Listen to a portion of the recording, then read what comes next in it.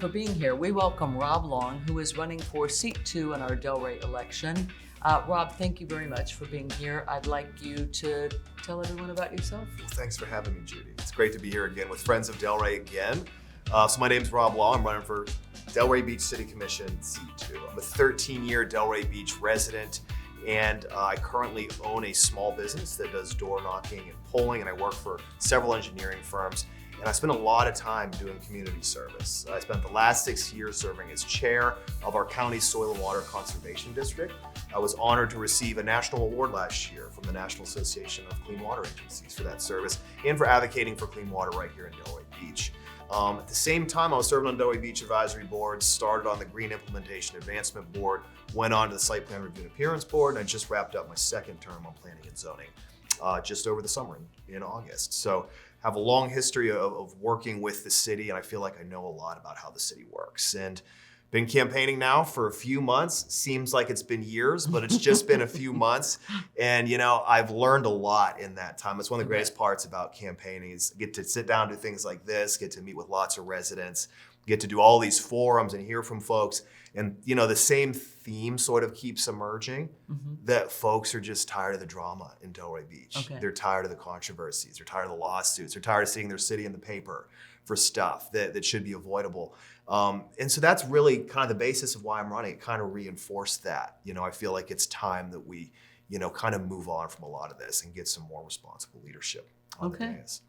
Well, thank you very much for putting yourself through this. Of course. You're Wow. welcome. I'm going to ask a couple of the questions that you were kind enough to already respond. Sure. If elected, what are the first 3 things that you would like to accomplish as a commissioner? Okay. So 3 big things, 3 big priorities. I would say number 1 is ensure safe streets is the way I would put it, right? Okay. And that means having a really good relationship with our police and fire departments, who I am very honored to be endorsed by both of those unions. And I think a lot of that is right now making sure that we aren't understaffed. We had record number of vacancies at the end of last year on our police department. And that was due to contract negotiations stalling 9 months past their deadline with our current commission, unfortunately. And that has a ripple effect. That causes the guys who are out there, they have to work doubles and they get overworked, and crime starts to creep up on us. So we can't have that. And so I think having a really positive relationship with our police is absolutely critical. Same with our firefighters, And there's been some suggestions out there from my opponent that there's strings attached when you get endorsements. And frankly, I think that's a bit offensive to suggest there's a quid pro quo with our own departments.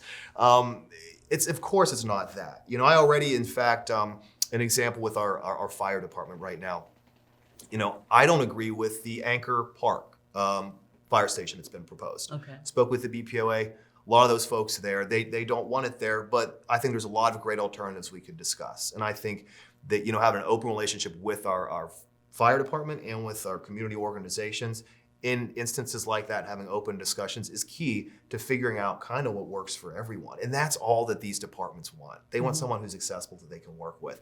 And I think that's absolutely critical. And it's critical that we're paying our police and our fire departments, I think, wages that are in the top 3 in the county, because that's the type of work they do. I think that's what they deserve. So that was a long one, just for one That's one okay. item. You got a lot Probably of going problems to too solve. long. No, that's okay. So number 2 would be, and this is a specific one, but I think it is key to healing a lot of the wounds that are kind of festering in our city right now, and that's settling the lawsuit with Old School Square.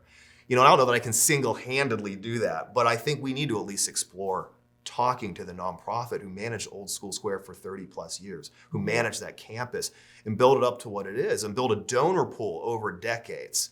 Because right now, that's a campus, it's a multi-million-dollar campus to run each year that was 80% funded by donors. Now that's on taxpayers to pay for it. Regardless of how we got there, which I think was a very bad decision by the commission, we have to figure out a solution to move forward. And now we have the DDA running it, which is great, but let's maybe there's a way that the DDA could partner in a strategic way with the nonprofit who ran it to re-engage that donor pool and take some of the burden off of taxpayers and start to heal some of the division that we're seeing in our city. I think that's critical.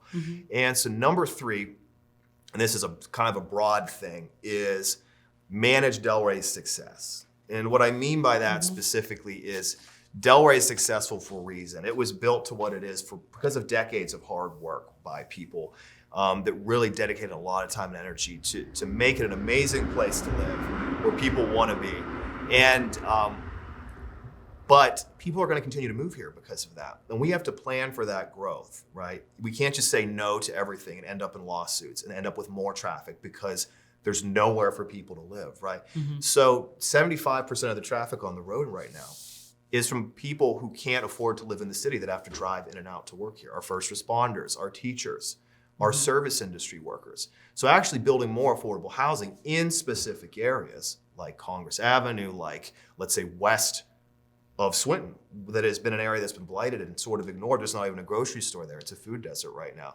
So I think that really controlling that growth and having a plan and a vision for it is key. And that needs to be guided by the comprehensive plan, which was built by residents. And so that I think is absolutely critical as well. Okay, you got a lot of work to do. I guess, yeah.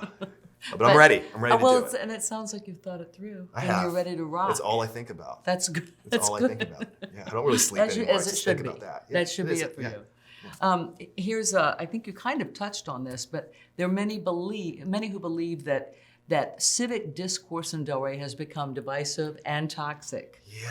As an elected city commissioner, what do you think you would do to encourage civility and repair neighborliness? Neighborliness. Yeah, We should repair neighborliness. Yeah, Absolutely. I don't know who came up with that word, but Listen, I like it though. Okay. I think it's a good word.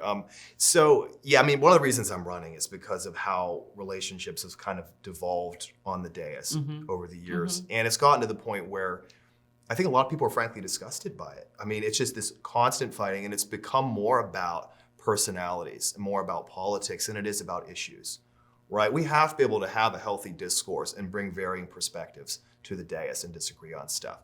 And, you know, I've heard the stats out there, oh, we agree on like 90% of the things, but, you know, I think some of those stats include like, you know, when they have consent agenda items, which are like 50 things at once, they just check off. Right. There's a lot of big controversial things that turn into huge fights.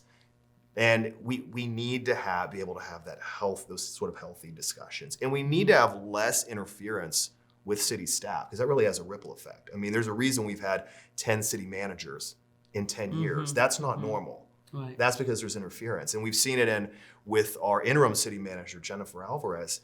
Her reports that she got, her exit reviews, she got excoriated by several, my opponent being one of them, because she would not join into their political agenda and further it. And it's like, you can't have that. Because that again, we have so much administrative turnover at the city, and we're understaffed in multiple departments. It really affects morale when they see this political influence at the city. So that's something that absolutely has to be dealt with.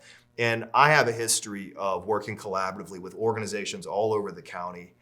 You know, I've worked with the state, with the county, with the school district, with the Department of Agriculture to create new educational programs to literally conserve hundreds of millions of gallons of water a year in various areas of the county. So we've accomplished some big things on the Soil and Water Conservation District. And I'd like to think that I could bring that history of collaboration and professionalism, you know, back to the city. And I think that's what we need right now. I agree. I think the discourse isn't always necessarily on the dais, like you mentioned, but it's elsewhere, and it's kind of interwoven into some things that makes a culture of fear. Yes. So I'd love to see a new energy come and sweep that all away. Yeah, if you look on Facebook, it just gets worse and worse, because I think that leadership almost gives people permission to act a certain way towards each other. And it's not, I don't think it's what Delray is really about. They're on Facebook. I don't do Facebook. I don't have time. It's like I have to get stuff done. Yeah. However, there's a lot of toxic stuff going on. Right. Our mayor and our commissioner shouldn't be on Facebook attacking people and businesses. That shouldn't happen, but it is happening. Is that right? Okay. Yeah. Wow. It's unfortunate. It sets such a bad example, because Yeah. I don't think this discourse really represents Delray and the people that live here. I really don't think it does. I think that the people really are over this. Good. You know? Good. I hope not. Yeah. So the next question, it'll be your last question, so make it a good one. All right. The I'll topic try and nail of- this one. Yeah, try really hard. The topic of development permeates political dialogue in Delray. How would you define what development means? and what the commission can do to ensure that it benefits Delray citizens. Yeah, that's a good one. I feel like I kind of covered a little bit of that at the Okay, yeah. beginning with my, managing Delray's success point. But what is unfortunate is whenever we have these election cycles, they kind of get diluted down to this conversation that's just, are you pro or anti-development?